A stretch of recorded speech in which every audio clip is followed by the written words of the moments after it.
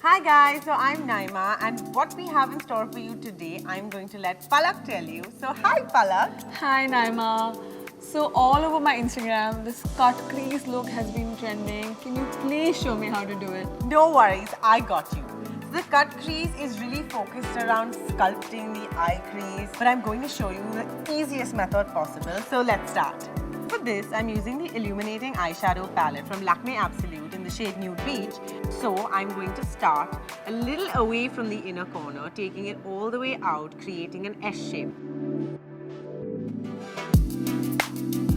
So I'm using the number 3 Golden Medium Concealer, but I'm going to apply this all over your eyelid. And I've purposely selected a color which is lighter because this brings out the intensity of the crease.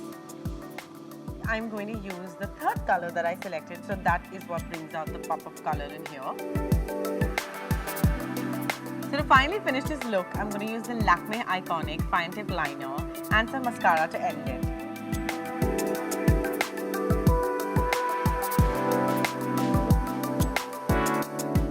And we're done!